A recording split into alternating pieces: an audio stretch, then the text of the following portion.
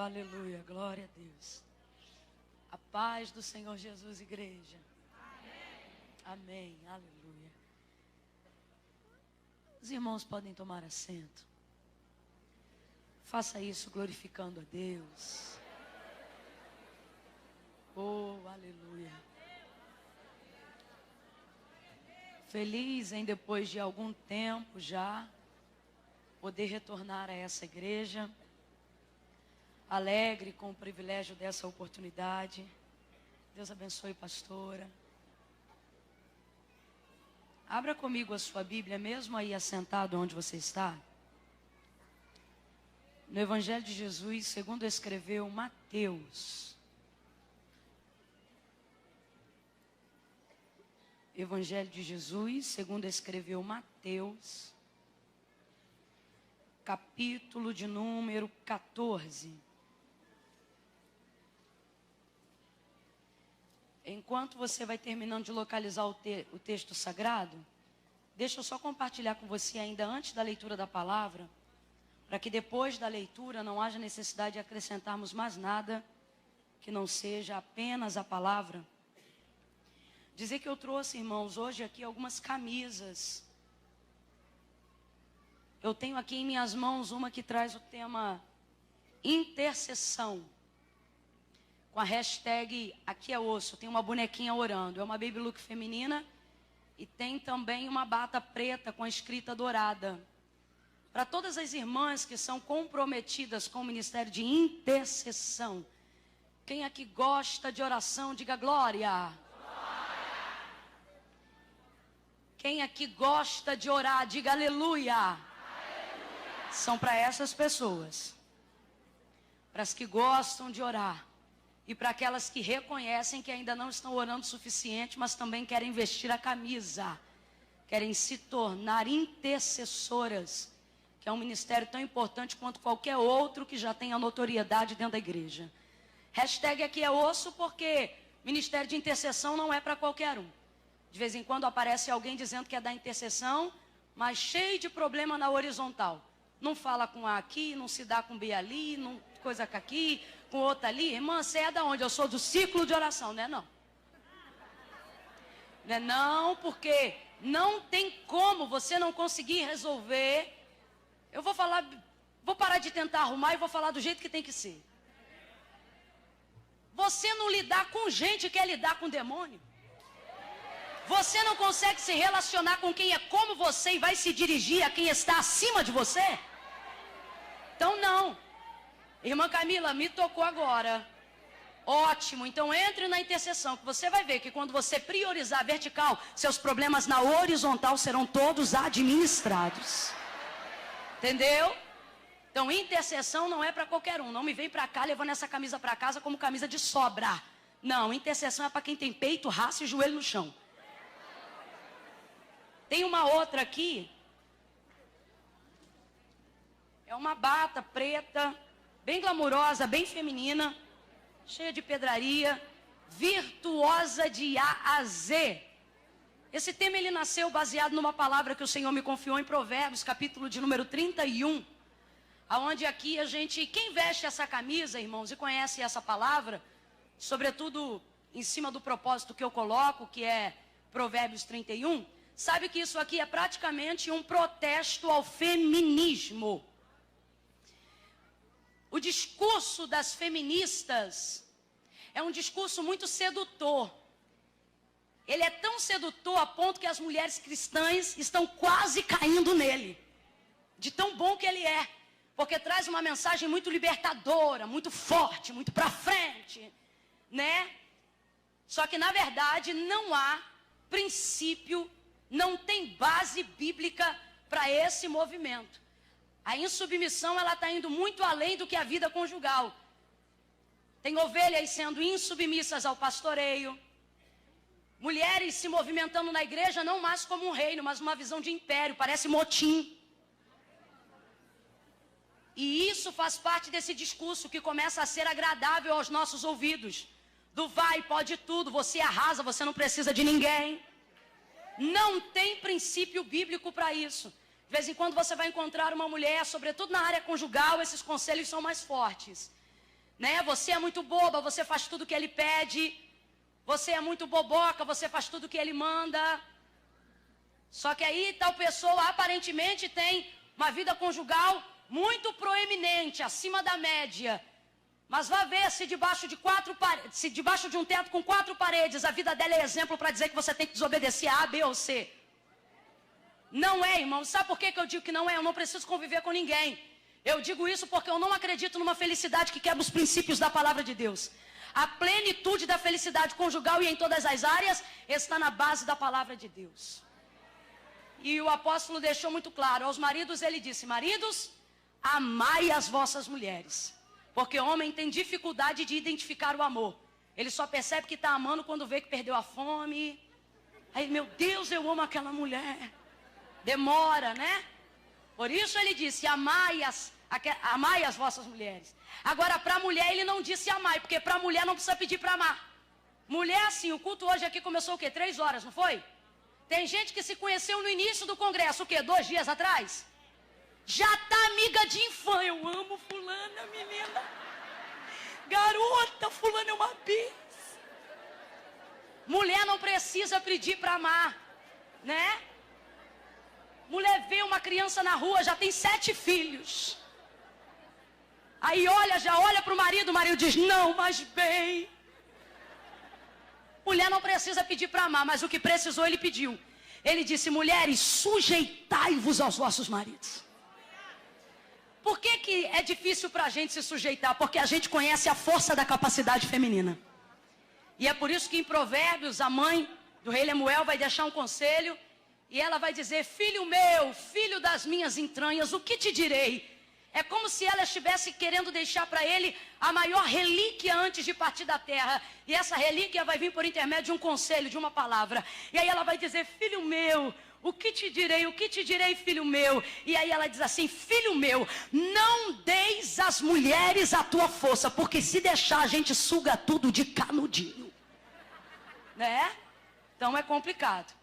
Então essa camisa é uma camisa para quem quer vestir essa camisa, porque não é fácil não, tá, irmãs? Irmã Camila, me tocou, então é para você. Isso aqui não é para quem já venceu, é para quem está na guerra que nem eu. Tá? É para quem está. Esses dias o eleito me fez um... Ai, Dioma. Já tinha a história do cafezinho, que quer depois do almoço, que é a hora que eu não quero fazer mais nada. Aí esses dias... Vem ele: ai, bom mesmo, agora é no cafezinho. Já estou com uma máquina expresso lá em casa, top. Falei: é só botar a cápsula. Aí esse dia ele me mediu, mas bom mesmo, hoje era de garrafa, né não? Ah, Senhor. Uma coisa tão simples, mas as atitudes de submissão são mostradas na simplicidade e a gente tem dificuldade. Justamente por ser simples, a gente acha que ele podia fazer, ao invés de ocupar o nosso tempo. E é por isso que nós precisamos aprender a nos realocar em casa. Porque quando você coloca as coisas para funcionar em casa, tudo dá certo, porque você está debaixo da obediência. Aí talvez você diz: irmã Camila, eu vou tacar essa camisa no fogo. Porque você me vem com essa história porque teu marido é crente. E o meu marido, que é um cabeçudo. Só que a Bíblia diz que o cabeça é ele. Não importa se ele é cabeção, se ele é cabecinha, se ele é cabeçudo. Ele é o cabeça. E deixa eu te falar uma coisa: se você entra em guerra com ele, Deus não peleja em teu favor. Mas se você se submete a ele, Deus entra na causa por amor à sua vida. Tá entendendo? Então a gente tem esses materiais e outros lá fora. Se você desejar adquirir, vai ser uma bênção. Mateus capítulo de número 14. Qual é a câmera que está focada no telão lá de fora? É essa ou essa? Essa lá? É? Eu queria pedir uma gentileza. Infelizmente a gente chegou agora há pouco e graças a Deus, irmão, tem um povo lá fora quase igual ao tanto desse povo que está aqui dentro. Mas tem uma coisa que está acontecendo lá e eu vou tentar ajudar. O que acontece? Tem uma quantidade de cadeiras, sei lá o que, umas 100, 150 cadeiras na rua, mais ou menos, por aí. E tem uma galera sentadinha, colada na cadeira, para poder ouvir a palavra. Irmão, me parece que esse povo veio para adorar a Deus, porque você está na rua, no meio de barraca, carro de um lado, farol do outro, obreiro gritando, as crianças subindo, desce daí, moleque, e tu conseguir focar no telão, é porque tu quer ouvir a palavra. Né? Então eu quero pedir primeiro para que o Senhor abençoe esse povo aí fora na mesma proporção daquilo que tem derramado para nós aqui dentro. E quero pedir para quem está à volta que respeite o ambiente de culto de quem está adorando aí fora. Eu gostaria de pedir para quem está aí fora, se você quer conversar, se você quer brincar, faz uma gentileza, pega na parte do cone e vaza da rua, vai pro lado de fora. E fica na parte da barraca atrás. Aí ali você come, você bebe, você brinca, você paquera, você faz o que você quiser. Mas perto da galera que está da cadeira, deixa o povo adorar, deixa o povo ouvir, deixa o povo ficar concentrado naquilo que Deus quer fazer. Tá bom? Quebra essa aí pra gente, tá? Beijo. Mateus, capítulo de número 14.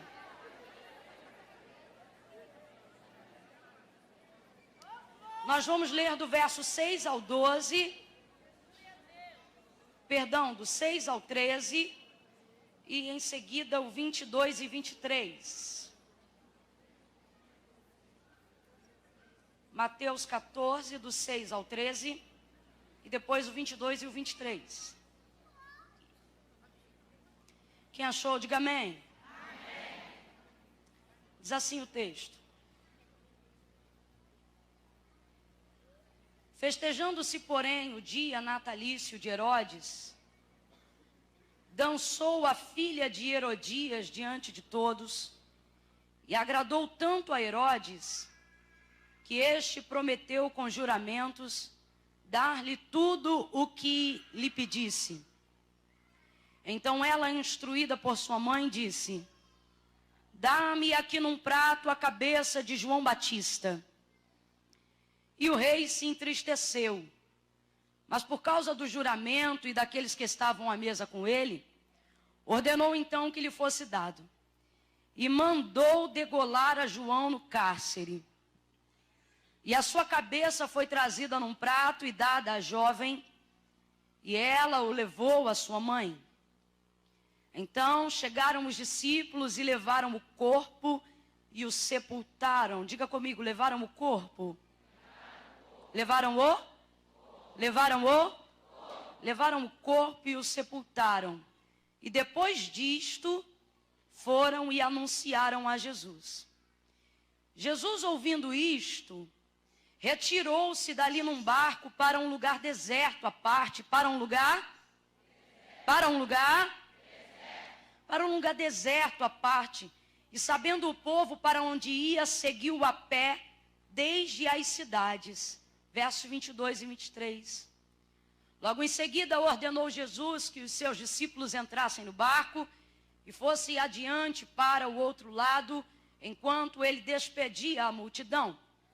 E despedida a multidão, ele subiu ao monte para orar à parte. E ao cair da tarde, Jesus estava ali sozinho. Jesus estava ali. Diga amém por essa palavra. Eu vou contar de 1 a 3. Quando eu disser 3, você vai virar para a pessoa que está ao seu lado. E já já você vai entender o rumo do norte profético que o Senhor está nos confiando para essa noite. Quando eu disser 3, você vai virar para essa pessoa e vai dizer assim para ela: supera, está morto e enterrado. Não, eu não contei até 3 ainda, peraí. Você vai dizer: supera, está morto e enterrado. Quem ouviu, diga amém. Amém. O que é que você vai dizer? Supera, está morto e enterrado. 1, 2, 3, diga isso para essa pessoa que está ao seu lado. Está morto e enterrado. Tem gente mais crente que eu aqui, aleluia. Glória a Deus. Glória a Deus. É uma narrativa triste, a verdade é essa. É uma narrativa triste porque nós estamos aqui falando sobre a morte de um grande profeta. Um profeta a qual o próprio Senhor vai dar testemunho dele, vai dar testemunho de João Batista. E vai dar um dos maiores testemunhos que eu já vi Jesus dar de alguém. Na verdade, eu acho que Jesus não deu um testemunho de um homem, de nenhum homem como deu de João Batista. Que viestes ver uma cana agitada pelo vento? João Batista não é cana agitada pelo vento, não é um homem influenciado pelo movimento. não é flexível ao movimento. O que viestes ver, um homem trajado com vestes reais? Vos digo que esses estão nos palácios. E então Jesus vai dizer, o que viestes ver, um profeta? Sim, vos digo, um profeta, e muito mais do que um profeta. João é aquele a qual adiante dele vai o meu anjo, ou o anjo do Deus vivo. João Batista é alguém que nos ensina como viver um ministério. Que eu diminua e que ele cresça. Que ele apareça. João, tu és o Cristo? E falou a verdade e não mentiu, dizendo, não o sou. João, tu és o Cristo. Eu não sou o Cristo. Mas tu és poderoso. Sou poderoso, mas vem um após mim, que é antes de mim, porque foi nascido primeiro do que eu, e é mais poderoso que eu. Do qual eu não sou digno de carregar a sandália dos seus pés. Logo cedo revelou-se no deserto, pregando arrependimento, anunciando o reino de Deus. Arrependei-vos, porque é chegado o reino dos céus. Arrependei-vos, porque é chegado o reino dos céus. Arrependei-vos, porque é chegado o reino dos céus. E eram muitos que desciam as águas que João Batista batizava. João Batista, tu és o Cristo, eu não sou, mas tu batiza. Eu batizo com água para arrependimento dos vossos pecados, mas aquele que vem após mim vos batizará com fogo. Aleluia. Glória a Deus. Oh, aleluia. João Batista, então, se tu não estás na lei, tu também não estás na ministração da nova aliança, porque ele não vê o Cristo ressurreto. Quem és tu então? Eu sou o amigo do noivo. Jesus vai dar testemunho de João Batista e vai dizer que a partir de hoje, contando do dia de sua morte, quando ele diz, faz-se força ou faz-se guerra para entrar no reino dos céus.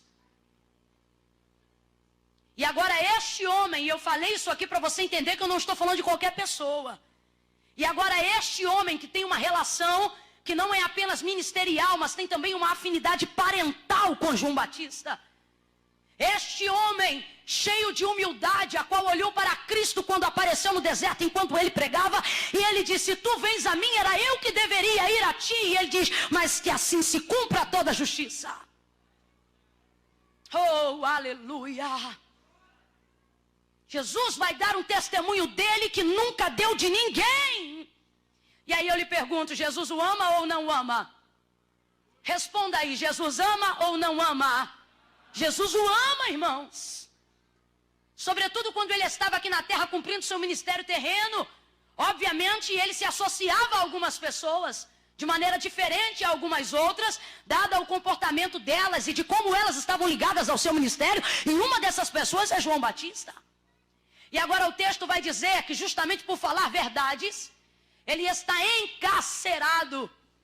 E no dia em que Herodes está comemorando um banquete do seu aniversário, a filha de Herodias, alguém que já nutria sentimento de vingança contra João Batista, porque ele confrontava o pecado que tinha dentro da casa de Herodes,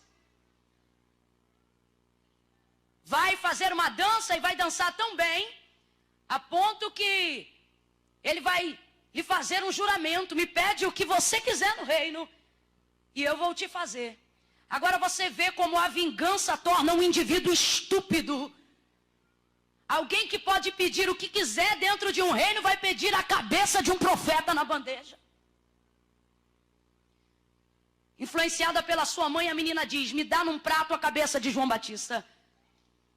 Herodes se entristece, mas porque jurou a sua palavra, manda degolar a João. É trazida a cabeça de João Batista numa bandeja. Os discípulos recuperam o seu corpo, preparam o seu sepultamento. Obviamente que não é como na nossa cultura, enterrado literalmente, mas só para a gente entender a grosso modo, diga de novo, morto e enterrado. Diga, morto e enterrado. Morto e enterrado. Depois que já está morto e enterrado, depois que já não há mais vida, é apenas um corpo. Os discípulos pegam essa notícia e vão levar a Jesus.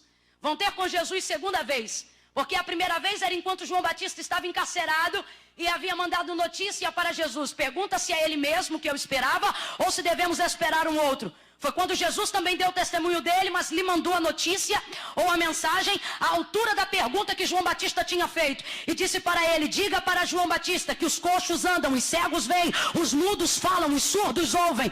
Oh, dentre muitas coisas que significam, uma delas Jesus está dizendo, fala para João Batista que o problema individual dele não está afetando o reino. O propósito está sendo cumprido, os cegos estão vendo, os surdos estão ouvindo, os mudos estão falando e a salvação está sendo anunciada no reino. E agora a segunda notícia que os discípulos trazem já não é da queixa de João Batista por não ter a visita de Jesus, por não ter a visita do seu amigo. A segunda queixa agora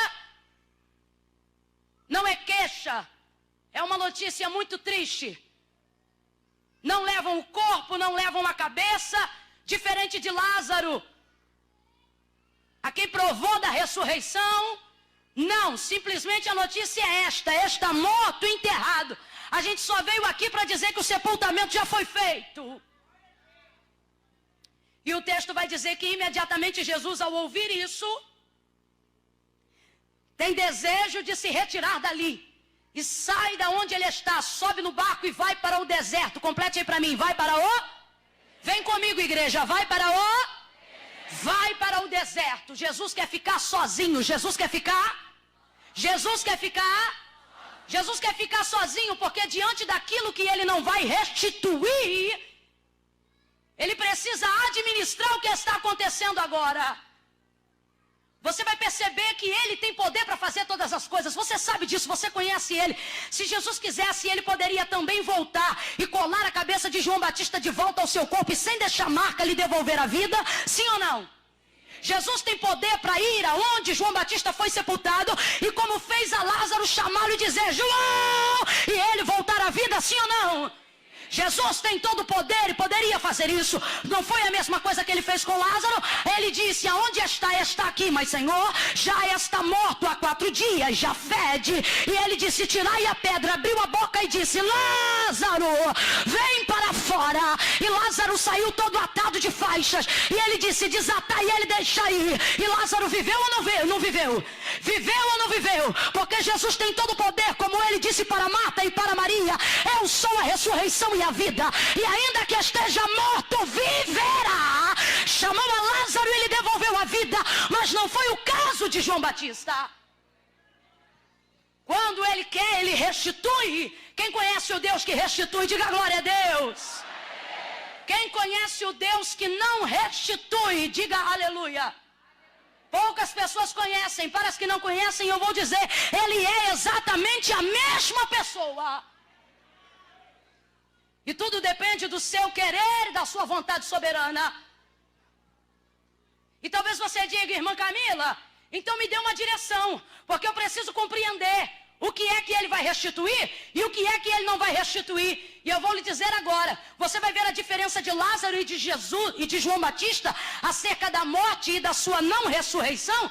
Pela seguinte maneira, depois que Jesus ressuscita Lázaro, Lázaro vai dar testemunho. Lembra que o próprio Cristo, antes de trazer Lázaro à vida, vai fazer com a boca uma oração que ele já tinha em mente, dizendo que estava falando com o Pai em voz alta, não porque ele não cria, mas para que aqueles que estivessem à volta crescem que ele é enviado do Pai e que aquela obra seria feita para a glória do seu nome. Qual era o propósito de Cristo depois da ressurreição de Lázaro?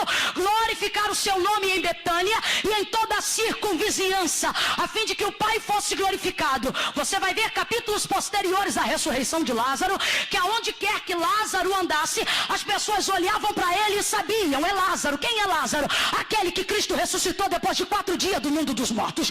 Quem é Lázaro? Aquele a quem Cristo levantou. Então veja, a ressurreição de Lázaro atendia um propósito, e a ressurreição de João Batista não tem porquê, porque quando Jesus dá testemunho de João Batista, Ele diz assim: nasci do ventre de mulher, antes dele igual não houve, e depois dele não haverá. O que ele está dizendo não é que João Batista é melhor do que a gente. O que ele está dizendo é que João Batista preencheu tão bem a vaga profética a quem ele foi convidado a servir, tão bem, que igual a ele depois não vai precisar ter. Não porque alguém não pode ser, mas porque não tem necessidade de ninguém completar aquilo que João Batista começou a fazer quando foi chamado para caminhar entre os homens, preparando o caminho do Senhor. Irmã Camila, o que significa? Significa que João Batista cumpriu todo o seu propósito em vida. Atendeu com plenitude o seu chamado. E o que tinha para ele fazer depois? Não tinha mais nada para ele fazer depois.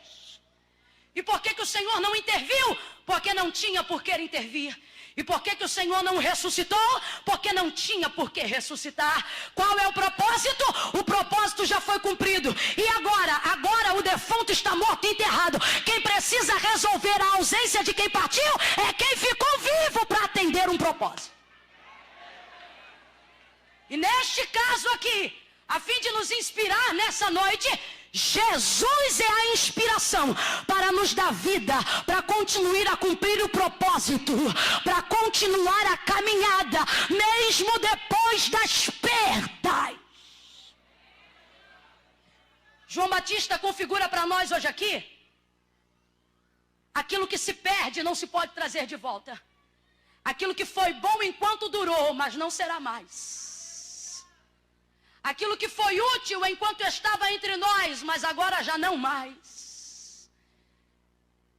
Aquilo que podia ser feito enquanto estava presente, mas agora não mais. Deus está falando comigo. Tem pessoas que entraram hoje aqui orando e já oram há algum tempo e não estão entendendo porque algumas orações não estão sendo respondidas. A Bíblia é muito fiel em sua palavra. Pedi e não recebeis porque pedi? Porque não conheceis as Escrituras e nem o poder de Deus. Mas tudo que pedirdes ao Pai em meu nome, eu, desde que tenha um propósito, cuja vontade seja glorificar o nome do Pai que está no céu. Você entrou aqui motivado por algumas perdas, motivada por algumas coisas que partiram, algumas coisas que você já não pode colocar no lugar. E por causa disso você tem clamado a Deus, dizendo: Senhor, traz de volta, Senhor, recupera, Senhor, restitui. E você não entende porque você tem um histórico de coisas que Deus já fez, de obras que Deus já restituiu, de alianças que Deus já restaurou. E agora no caso daquilo que te dói, e agora neste caso que te afeta, e agora nesta situação que te entristece, você entrou aqui nessa noite e está dizendo: Deus, por que esta restituição está demorando tanto? E ele está dizendo: está demorando porque não será feita.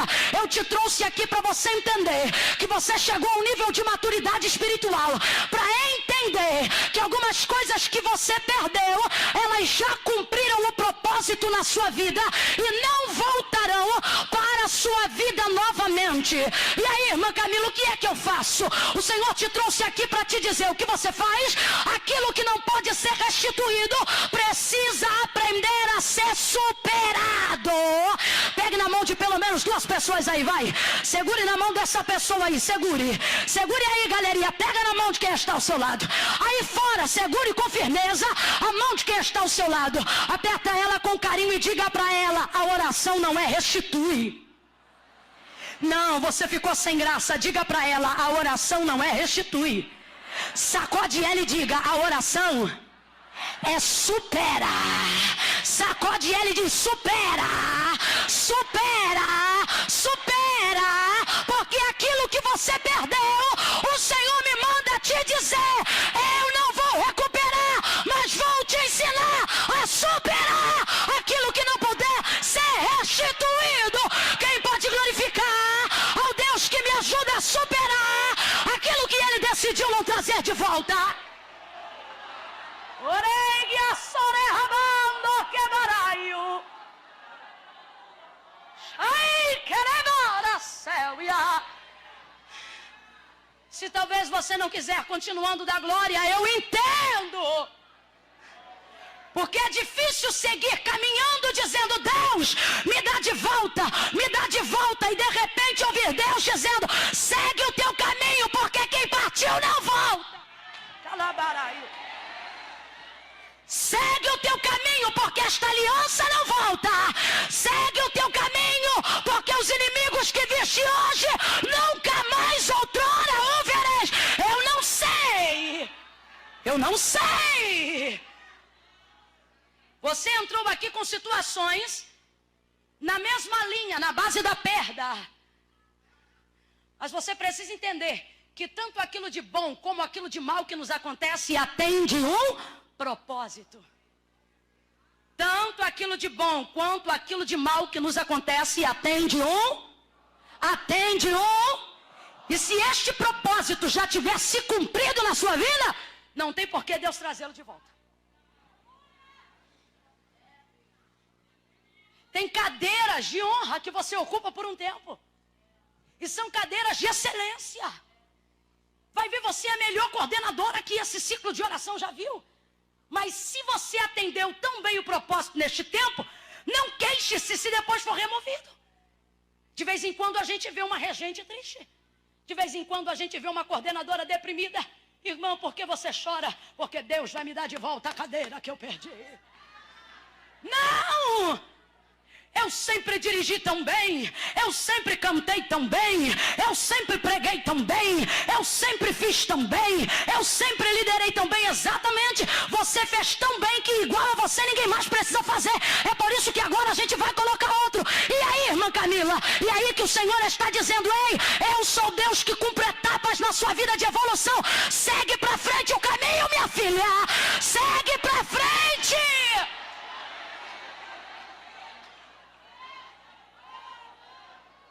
Nem sempre não é porque você não é boa. Às vezes significa apenas que você cumpriu o tempo do propósito.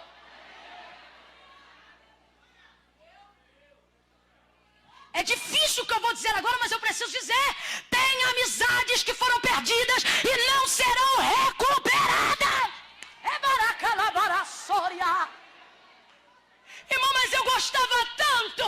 Irmão, mas me fazia tão bem. Mas se cumpriu o propósito e Deus colocou uma no sul e outra no norte, entenda, há um tempo determinado e um propósito debaixo do sol para todas as coisas. E aí? E aí que nada se faz do que se foi. Vou falar de novo. E aí que nada se faz do que se foi. Para de chorar pelo que foi. Para de inquietar as amigas do presente pelo que foi no passado. Não se faz nada do que foi, mas se refaz tudo do que resta.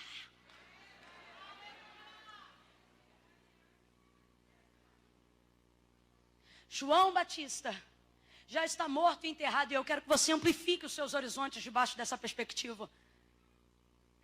Talvez eu esteja ministrando a alguém aqui que literalmente entrou em luto.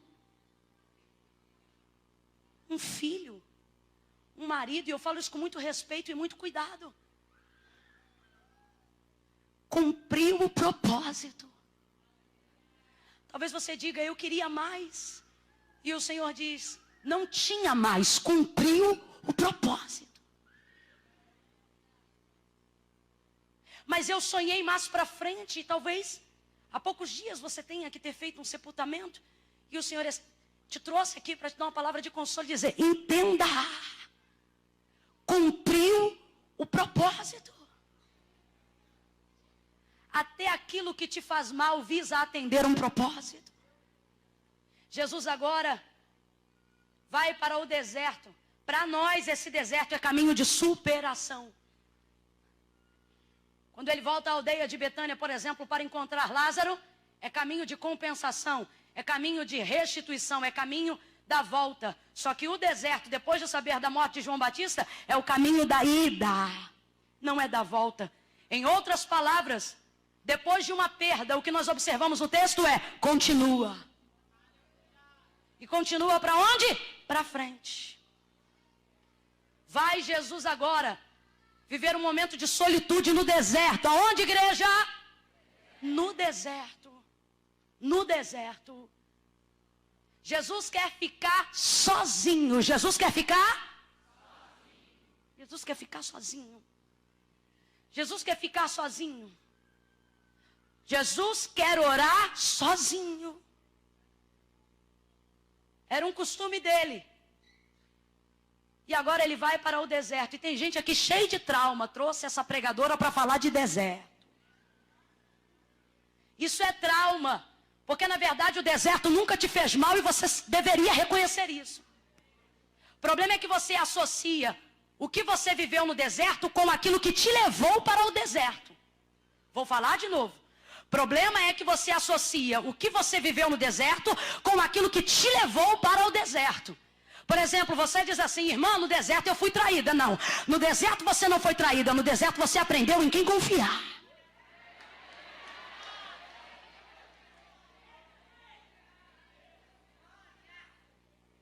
Você diz: foi no deserto que meu noivo me decepcionou. Não, foi no deserto que Deus te deu livramento de entrar num casamento desgraçado.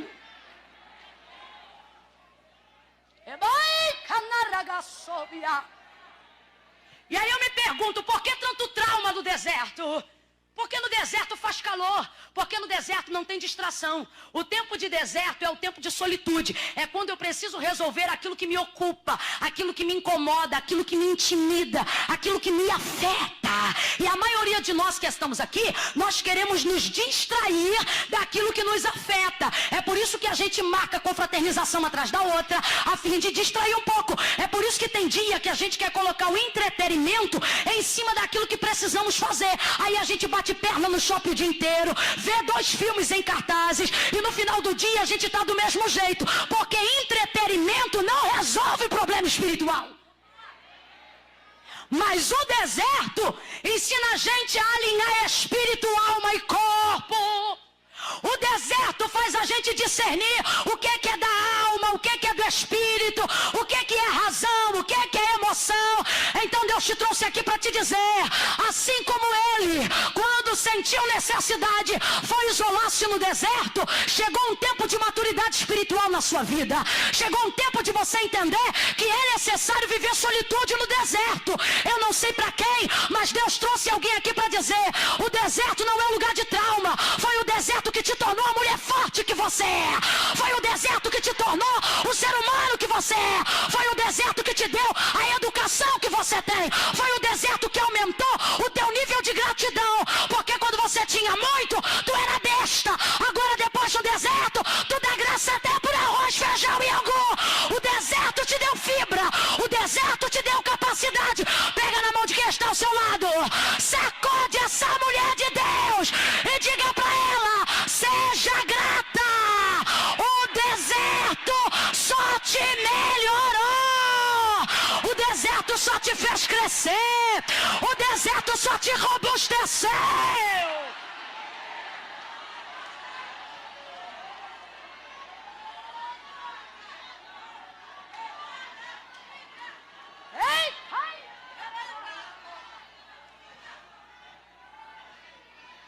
Deus está dizendo, esta dor, esta crise, esta perda de alguém ou esta perca de alguma coisa não será resolvida com sapato.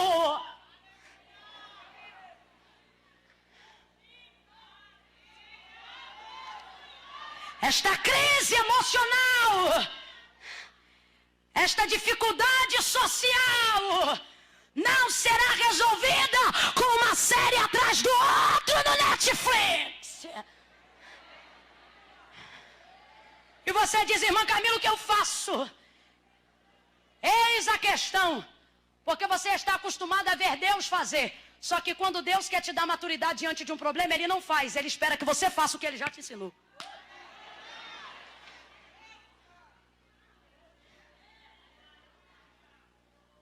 Lembra de Adão? Ele diz ao homem, dê nome a todos os animais viventes. E o nome que você chamar é o nome que eles vão ter. Adão dá nome a todos os seres viventes. Quando Eva é criada pela sua costela e ele é recobrado do seu sono, ele diz assim, esta se chamará mulher. Eva é bicho? Responda aí, Eva é bicho? Quem foi que mandou ele dar nome para ela? Deus que não foi. Porque não está escrito isso. Irmão, mas por que é que ele deu? Porque nem sempre Deus manda. E o que é que ele faz antes? Um estágio. Dá nome aos bichos. Dá nome a tudo. O camarada está fazendo o que Deus mandou. O camarada está fazendo o que Deus? O que Deus? Deus desce com ele todo dia, conversa com ele. Que nome você deu hoje? Eu dei esse, dei muito bem, meu filho. Outro dia, aí... Quando ela nasce, ele já está acostumado a dar nome a tudo que vive. Quando ela nasce, ele diz, essa se chamará mulher. E o Senhor repreendeu? E o Senhor repreendeu? Não, porque ele entendeu a maturidade do tempo do crescimento. O que é isso? Quando Deus mandou, ele deu nome. Quando Deus não mandou, ele nomeou a mulher. O que é isso? É assim que Deus quer se relacionar conosco. Eu quero começar te ensinando e terminar entendendo o que você aprendeu. Eu quero começar te motivando e depois entendendo o que você compreende. O que ele está dizendo é, quando você aprende a obedecer tudo que eu mando, você aprende o que eu quero sem que eu tenha que te mandar. Quando você faz aquilo que eu mando, você cria em você um espírito obediente e inteligente que começa a aprender o que Deus quer sem que ele tenha que ordenar. O texto está dizendo que Jesus foi para o deserto. É diferente da última ocasião em que ele esteve no deserto. Na última ocasião que ele esteve no deserto para ficar sozinho, o texto diz que ele foi conduzido pelo Espírito antes de iniciar os milagres do seu ministério, como se fosse uma aprovação, falando a grosso modo. O texto diz, e foi Jesus conduzido pelo Espírito ao deserto para ser tentado pelo diabo. Na primeira vez eu poderia dizer que foi por condução, mas nesta vez foi por voluntariedade. O que isso significa? Ele sabe o que se pode extrair de lá. Ele sabe que se vai de um jeito, mas se volta de outro. Nesse fechamento de congresso tão lindo, o Senhor quer aferir a nossa maturidade nessa noite. E talvez você diga, Senhor, se o Senhor quiser, o Senhor me coloca lá. E Ele está dizendo, pois é, se eu quiser eu te coloco lá. Mas se eu não te coloquei lá agora, é para ver se você aprendeu o que eu venho te ensinando até aqui. De vez em quando eu te peguei pela mão, como fiz ao profeta Ezequiel, e te deixei lá, porque se eu não te deixasse, você não ia. Mas uma vez que você saiu mais forte, uma vez que você saiu mais crente, uma vez que você saiu melhor, uma vez que você saiu mais forte, uma vez que você saiu mais madura, eu espero que você veja que lá, aonde doeu, também sarou. Lá, aonde perdeu, também superou. Está com medo desse deserto por quê? Dessa vez, Jesus vai espontaneamente. Vai esperar o convite da consagração até quando? Quer dizer então que só vai orar quando as irmãs do ciclo de oração fizer a visita?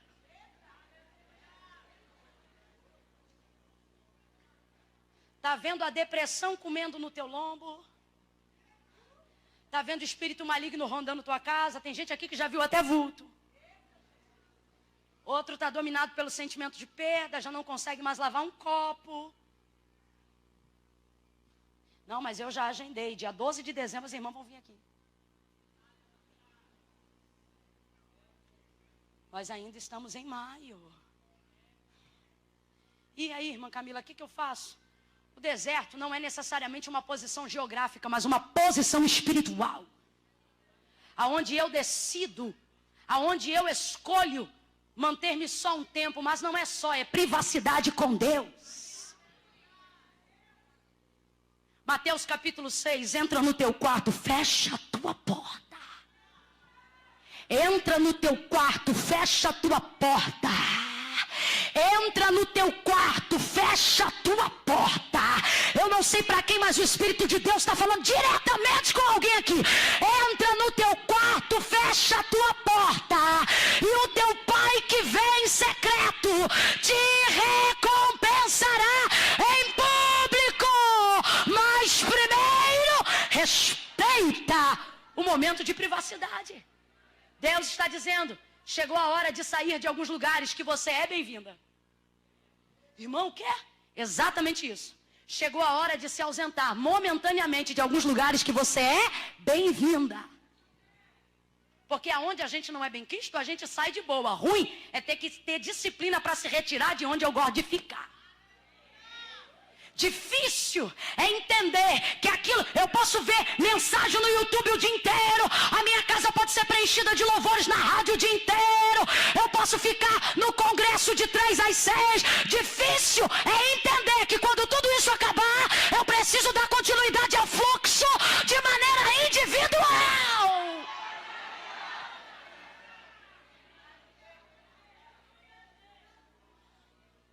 Vai Jesus para o deserto. E nessa noite o Senhor está dizendo, é no deserto que você supera a perda daquilo que eu decidi não te restituir. Daquilo que já atendeu um propósito e não voltará.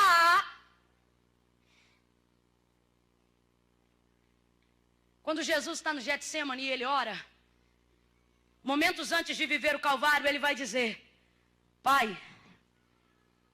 se possível for, passa de mim esse. Todavia não seja feito como eu quero, mas seja feita a tua. Aí o texto diz que tendo assim orado, apareceu um anjo ao seu lado, que o confortava, e o termo no grego diz, o encorajava, porque consolo está ligado à coragem, a encorajamento. Aí o texto diz que Jesus, ao ver o anjo, entra em agonia profunda. Aí eu te pergunto, será que você, depois de orar, como prova de que Deus ouviu tua oração, te manda um anjo em pessoa, para botar a mão no teu ombro e te confortar, para fazer carinho na tua cabeça e te consolar? Você daria glória a Deus ou não?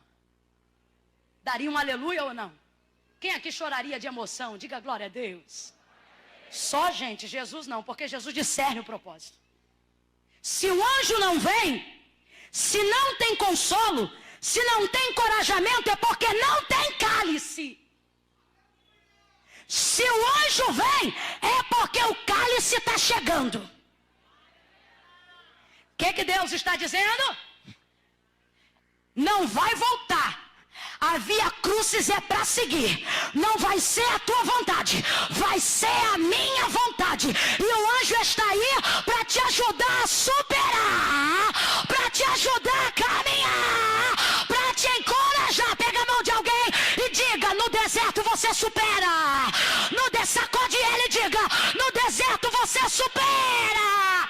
Vai ter que se retirar de alguns lugares que te fazem bem. Vai ter dia que não vai dar para ir para o shopping. Vai ter que ficar em casa, trancada num quarto. Vai ter grupo de WhatsApp que teu nome vai ter que estar declarado lá em cima. Fulana saiu do grupo. E alguém vai dizer, irmão, o que foi? Aconteceu alguma coisa? E você diz, aconteceu, eu preciso de um tempo. Foi alguma coisa comigo? Olhe para ela e diga, não é nada com ninguém. Eu não estou falando de solidão, eu estou falando de solitude. E entender que você precisa de um momento a sós com Deus. Tem coisas na sua vida que você tem sufocado, tentando distrair-se, fingindo que não é importante, mas não tem sido o suficiente. Quanto mais coisa você joga em cima daquilo que te sufoca, quanto mais coisa você joga em cima daquilo que te entristece, mais profundo aquele sentimento vai ficando. E com mais dificuldade de resolver, você vai ficando. Jesus sobe no barco, chega no deserto. Quando ele tira o pé do barco, o texto diz que uma multidão, sabendo que ele chegar ali, caminhou 8 quilômetros para encontrar-se com ele. Quando vê Jesus à margem da praia, aquela multidão, o texto diz que o coração dele se move de compaixão. Movido de compaixão, o texto vai dizer que ele curou a todos naquele dia. A todos os enfermos que estavam presentes. Teve palavra, teve teve cura, teve renovo, teve a multiplicação dos pães e dos peixes. Estava todo mundo feliz, estava todo mundo maravilhado, de maneira que o desfecho do milagre vai dizer que o milagre foi tão grande que sobraram 12 cestos cheios de pedaços de pães. E termina dizendo, e todos se saciaram. Mas Jesus não foi ali para curar a multidão. Jesus foi ali porque queria ficar. Vem comigo, Jesus não foi ali para curar a multidão. Jesus foi ali porque queria ficar. Jesus não foi ali para pregar. Jesus foi ali porque ele queria orar. Jesus não foi ali para fazer milagre. Jesus foi ali porque ele queria ficar. Mas quando viu a multidão, moveu-se de compaixão. Jesus é assim. Só que o que nós precisamos aprender com Jesus é que aquilo que ele faz pelas pessoas não oculta dele a necessidade do que ele precisa fazer por ele. O nosso problema é que a gente se distrai com a multidão. Ninguém pode estar o tempo todo com todo mundo e querer estar com Deus ao mesmo tempo.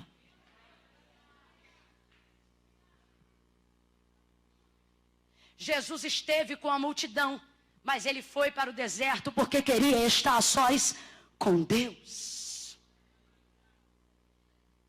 Eu tenho visto pessoas com dificuldade de superação, porque elas tentam superar aquilo que sufoca fazendo bem para as outras pessoas. Irmã Camila, você veio pregar contra o bem? Não. Tanto é bom que Jesus fez o bem, mesmo quando procurava solitude. Só que o que ele fez pelas pessoas não ocultou dele a necessidade que ele tinha de buscar por si mesmo. Eu tenho visto pessoas embrenhadas no ciclo de visitação, de manhã, de tarde, de noite, e me coloco a pensar, é só para fazer o bem ou é para passar na casa dos outros aquilo que eu não posso fazer na minha casa? Isso é muito forte. Se você não der glória daqui por diante, eu entendo perfeitamente. Às vezes eu fico vendo companheiros de ministério, de domingo a domingo, de segunda a segunda, pregando. Tem casa, tem filho, tem mulher, tem negócio, mas não volta para casa, é direto. De domingo a domingo, de segunda a segunda, 30, 40 dias fora de casa. Ainda pega o microfone e diz, irmãos, eu estou 2 meses fora de casa. Por quê? Porque estou fazendo bem para as pessoas. Se é solteiro, glória a Deus. Porque Paulo diz que aquele que cuida, aquele que é solteiro, cuida das coisas do Senhor. Mas não, camarada com filho, camarada com casa, camarada com mulher, fica fora direto. Aí a gente fica se perguntando, meu Deus, quanta bondade. É bondade mesmo? Ou é fazer lá fora aquilo que eu não tenho condições de resolver dentro?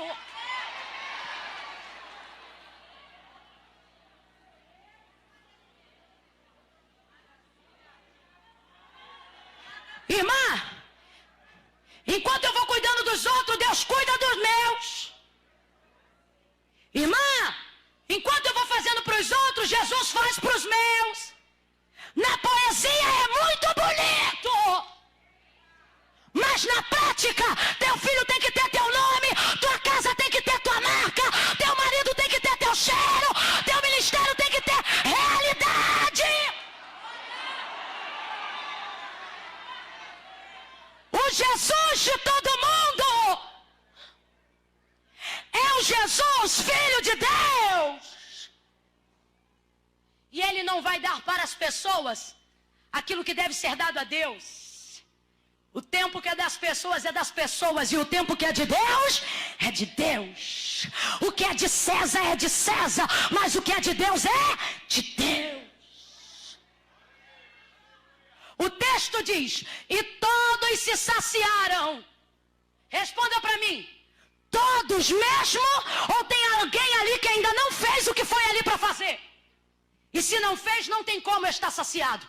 E se não fez, não tem como estar satisfeito. Quem suspeita dizer quem é? Quem? Quem? Porque tem uma hora na nossa vida, e é a hora de superar, que nem todas as orações que eu fizer pelas pessoas vão apagar em mim a necessidade de orar por mim mesma. Tem uma hora que por mais que você imponha as mãos sobre todas as pessoas, isso não vai ser o bastante para ocultar a necessidade de orar por si mesmo. E todos se saciaram. Todos não. Porque eu ainda não vim fazer, não consegui fazer o que eu vim aqui para fazer. Não deixe a beleza do que é feito agora tomar de você a atenção que você precisa dar às coisas depois da festa. Marcha com o varão, pula, roda, entra no milagre, glorifica a marcha, sacode o sal, o chale, canta o hino da vitória, mas quando acabar não esqueça que aqui, Jesus é para todo mundo, mas é na tua casa que ele é Jesus só para você, é na tua família que ele é Jesus só com eles. Jesus está dizendo, aqui eu estou para todo mundo. Eu quero saber que horas que eu vou estar só com você.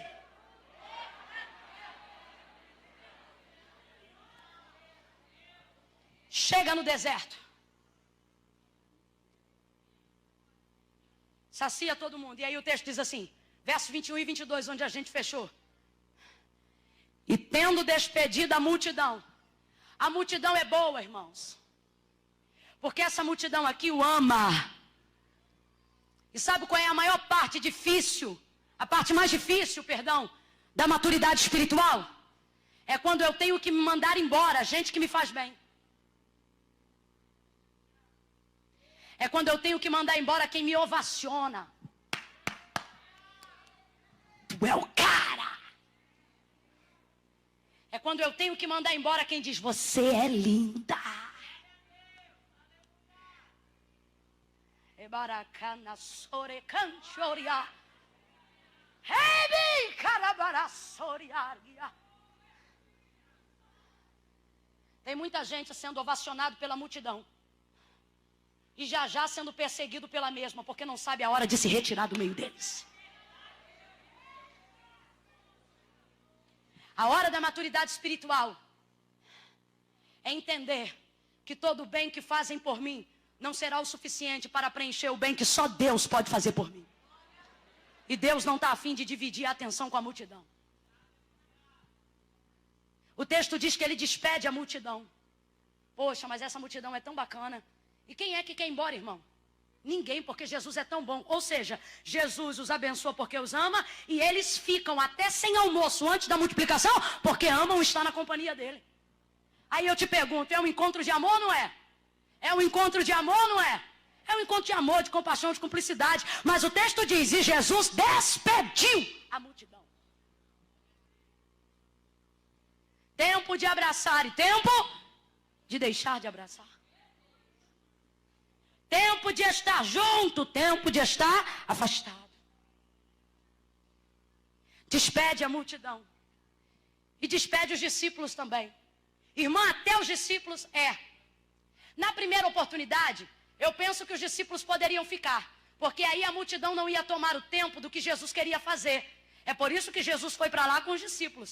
Mas porque a multidão tomou o tempo que deveria ser de oração de Jesus com os seus, por mais que ele orasse um pouco distante deles para orar individualmente, agora ele já não podia nem ficar mais com os discípulos. Porque quando eu não faço o que precisa ser feito no tempo que deve ser feito, a minha necessidade aumenta. É como a fome. Quando você não come na hora que você precisa comer, a fome aumenta. Então nem os discípulos podem ficar. E o texto diz que Jesus despede os discípulos também. Tem uma hora na nossa vida que nem os mais chegados podem ficar. Oh. Nem os mais chegados, irmã Camila, nem os mais chegados. Mas amiga, poxa, eu vou para tua casa 8 horas da manhã, eu varro casa para tu. A amiga é uma bênção. Lava banheiro, ajuda no almoço, no café da tarde ela já está lá, pega as crianças na escola para você. E até quando você vai orar, ela quer orar com você. Diz, amiga, vamos orar. Não vamos hoje não, amiga, hoje você precisa ir embora. Mas amiga, você me conta tudo, isso era antes. Agora eu estou num nível que tem coisa que eu só posso falar para Deus. Despede os discípulos, despede a multidão, manda todo mundo embora. E o texto diz que quando ele ficou sozinho, foi então que ele orou. Você vai perceber ao longo dessa ministração que o caminho de ida é um caminho complicado. O caminho de ida é um caminho desconfortável. É um caminho onde eu estou indo movido pela dor. É um caminho onde eu estou indo movido a compreender a perda. É um caminho onde eu tenho que me conformar com aquilo que o Senhor já me disse que não vai restituir, com aquilo que o Senhor já me disse que não vai compensar. É um caminho onde eu tenho que aceitar a perda. Então o caminho de ida é doloroso. É um caminho em que eu não posso me distrair. É um caminho em que não cabe brincadeira. É um caminho em que eu não desvio para o shopping. É um caminho onde eu não posso ficar com as amigas o tempo todo. É um caminho onde eu não posso ficar na rede social o dia inteiro. Ai, o caminho de ida.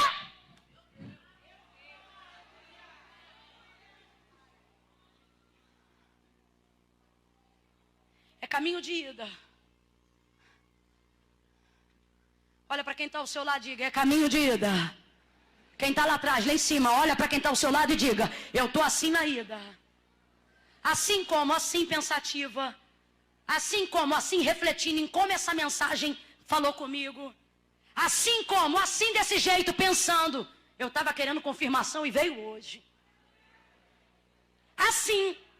Assim como chocada, porque o que Deus já havia dito pela boca dos profetas, agora está confirmando pela palavra, quando diz que vai te separar, que vai te santificar, que tu vai ter um tempo de solitude. Caminho de maturidade, caminho onde vai ter festa boa para você ir, mas por causa do momento que você está vivendo, você vai ter que dizer não. Caminho que não tem problema nenhum. Sentar, ficar lá com as amigas um tempo, rindo, mas não é o teu momento de rir, é o teu momento de quarto, é o teu momento de secreto, e você vai ter que dizer não para aquilo que iria te ajudar a distrair-se da perda. Caminho de ida, diga de novo, caminho de ida. Fecha comigo a mensagem, diga, caminho de ida. Caminho de ida é caminho de despedida, onde eu tenho que abraçar quem não pode ficar, onde eu tenho que mandar embora quem gosta de mim. Diga de novo, caminho de ida. Na ida a gente chora, na ida a gente aceita, na ida a gente se conforma. Na ida a gente derrama lágrima, na ida a gente ainda está confuso. Caminho de ida. Vamos, discípulos, embora, a multidão vai embora. O texto diz, e fecha a cena aqui. O barco dos discípulos, açoitado pelas ondas. Os discípulos são os mais chegados. Quem lembra, diga glória a Deus. Os discípulos são os que eu amo. Quem lembra, diga aleluia. Os discípulos são os meus companheiros que me fazem bem. As pessoas que eu escolhi caminhar ao lado. Quem lembra disso, diga graças a Deus. O barco destes está sendo açoitado pelas ondas. O vento está soprando. O mar está bravio. E eles estão com tanto medo que o texto diz que ao verem Jesus ao longe, amontoam-se no barco e gritam pensando ser um fantasma. Abre a boca do outro lado por cima das águas, se cumprindo o que está escrito em Salmos de número 29. Dai ao Senhor a filhos dos poderosos. Dai ao Senhor a glória devida ao seu nome, porque a voz do Senhor é poderosa. A voz do Senhor ouve-se sobre as águas. Jesus abre a boca e diz, filhos, sou eu, não temam. Pedro abre a boca do lado de cá e diz, se és tu mesmo, manda-me ter contigo sobre as águas. E ele diz, vem, e vem Pedro andando por cima das águas. Mãe Camila, não entendi. Vai entender agora. Na ida é solidão. Na ida é quietude. Na ida é mandar para longe quem eu gostaria que estivesse perto. Na ida é sair da onde eu não quero ficar e ter que ficar aonde eu não quero. Resultado da ida, um Cristo que encontra com eles por sobre as águas. Oh, eu vou falar de novo.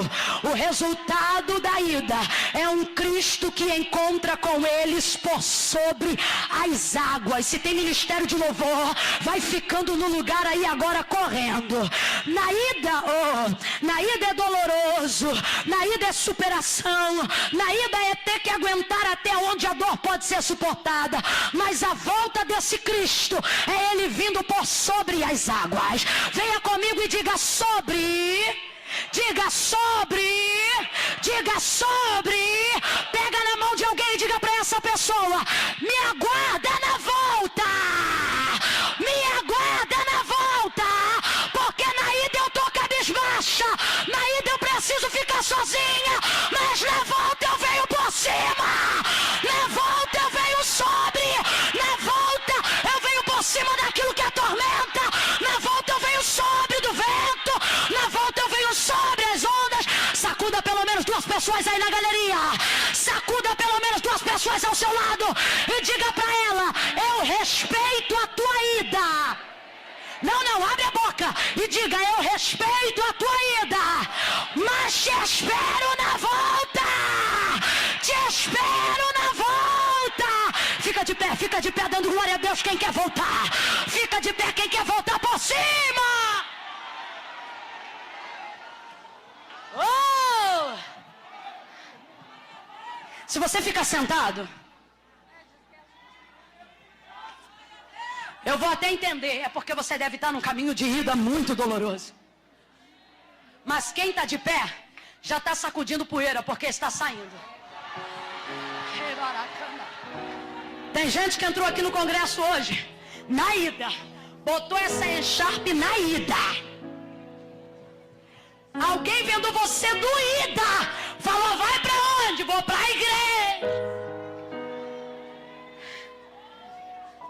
Tá toda linda, mas só o coração sabe como veio.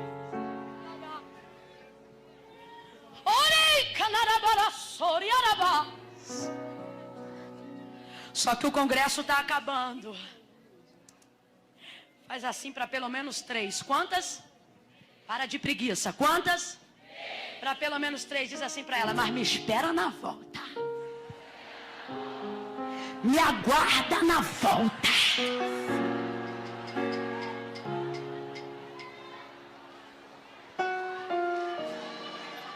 Me espera.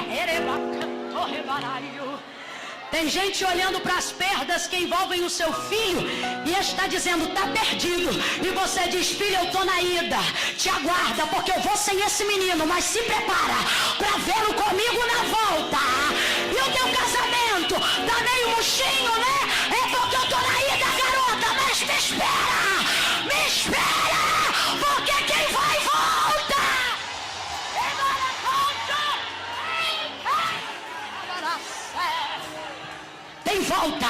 Tem volta desse deserto, tem volta dessa solitude, tem volta dessa depressão, tem volta dessa tristeza, tem volta. Sabe o que o texto diz? Não perca isso por nada. Sabe o que o texto diz? Vem Jesus andando sobre as águas, vem Jesus caminhando a despeito do vento. E o texto diz assim, que quando Pedro vai afundando, ele levanta Pedro e volta com ele caminhando. Na ida, ele afundou ou não afundou?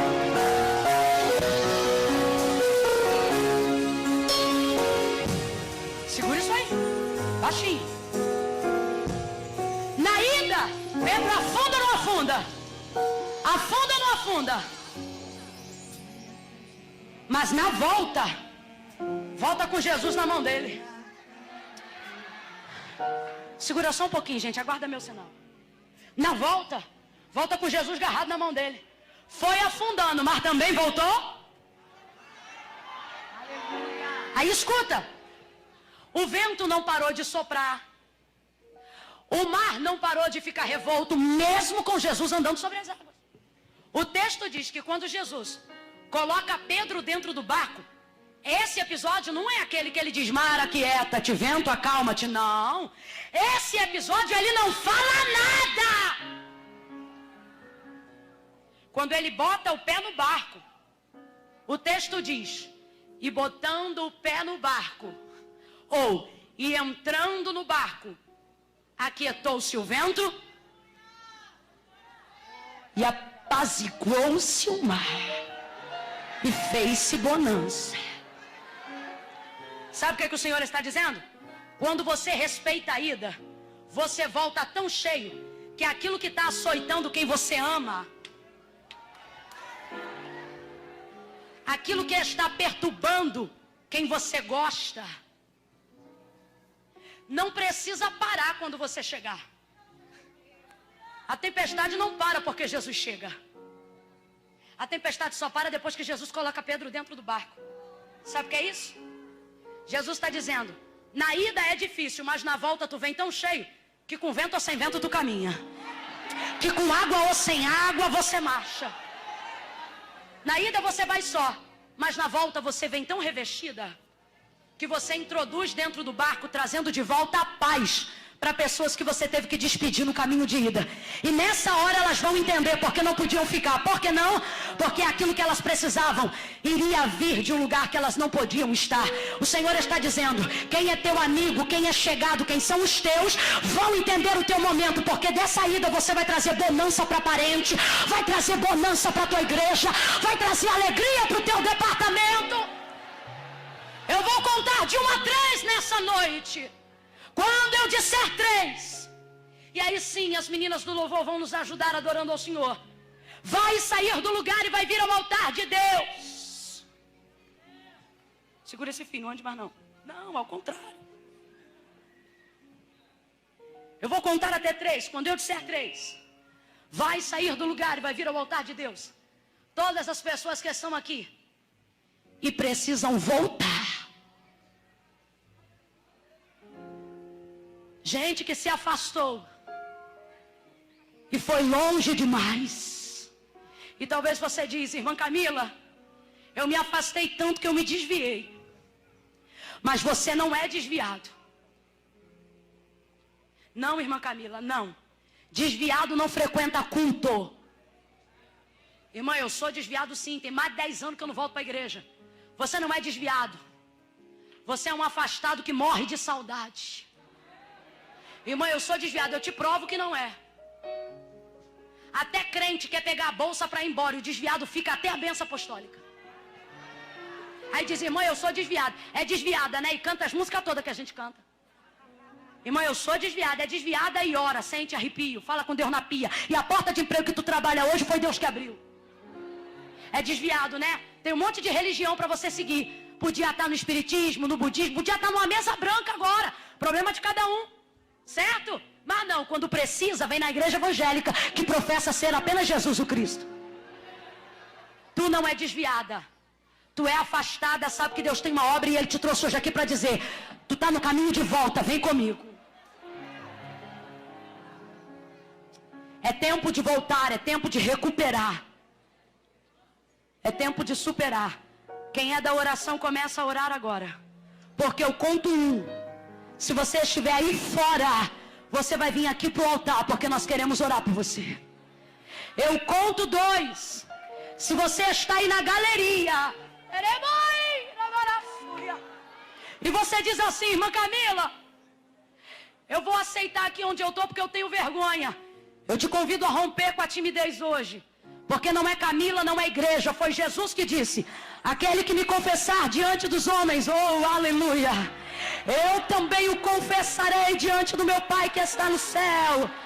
Mas aquele que se envergonhar de mim diante dos homens, eu também o envergonharei diante do meu Pai que está no céu.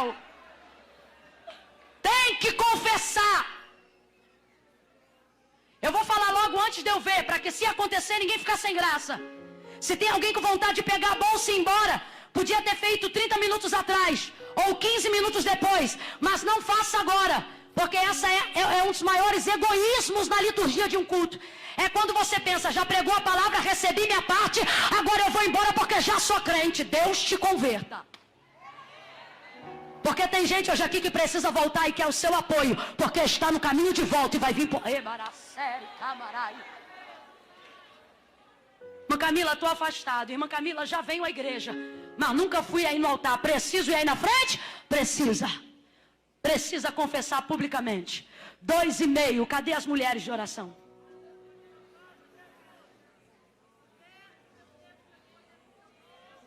Não dá para voltar sem Jesus. Não dá para viver os sonhos sem o apoio dele. Talvez você está aí na galeria e está dizendo, será que vai dar tempo?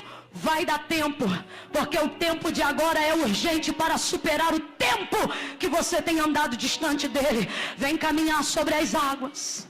Eu conto 3.